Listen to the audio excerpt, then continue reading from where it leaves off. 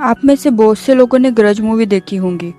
ये एक Japanese horror movie है और इस मूवी के बहुत से पार्ट्स और रीमेक बन चुके हैं।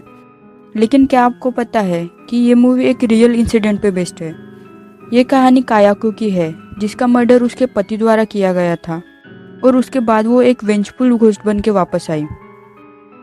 जब कायाको छोटी थी तब उसके पेरेंट्स उस पर ध्यान नहीं देते थे। उसके पेरेंट्स उसे हमेशा मारा करते थे, जिसके वजह से वो ज़्यादातर टाइम डिप्रेस ही रहती थी। उसके स्कूल में भी फ्रेंड्स नहीं थे।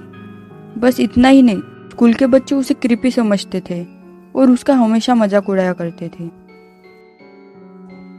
कायाको बड़ी हुई और फिर उसकी शादी ताइको साइकी नामक लड़के से हुई। वो उसकी लाइफ के सबसे ज़्यादा अच्छे पल थे और पहली बार उसे ऐसे लगा कि कोई उसकी परवाह करता है। उन दोनों ने साथ में काफ़ी अच्छा समय बिताया। कुछ साल बाद कायाको ने एक लड़के को जन्म दिया, जिसका नाम उन्होंने तोशियो रखा।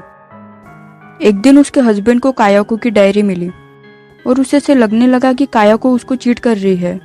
हालांकि वास्तव में ऐसा कुछ नहीं था। और जब कायाको अपने काम से वापस आई तब उसका हस्बैंड चाकू लिए उसका वेट कर रहा था।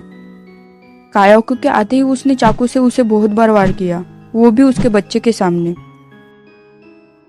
कायाको वहां से भागने लगी, लेकिन उसका हस्बैंड उसका पीछा कर रहा था।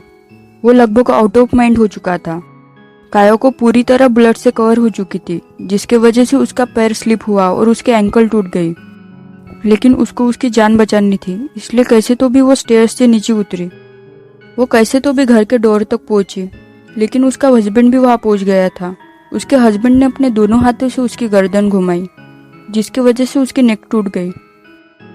इतना कुछ होने के बावजूद वो जिंदा थी, पर उसकी बॉडी पैरालाइज हो चुकी थी। उसके मुंह से एक कर्कश आवाज आ रही थी। उसके बाद उसके हस्बैंड ने उसे एक प्लास्टिक बैग में डाला और एटिक में मरने के लिए छोड़ दिया। फिर वो उसके बच्चे के पास गया और उसे भी बाथटब में डुबाकर मार दिया और फिर उसकी बॉडी क्लोजेट में बंद कर दी। कायाको की इतनी दर्दनाक मौत होने के कारण वो एक वेंजफुल स्पिरिट बन के वापस आई और फिर उसने अपने बालों से गला दबाकर उसके हस्बैंड को मार दिया।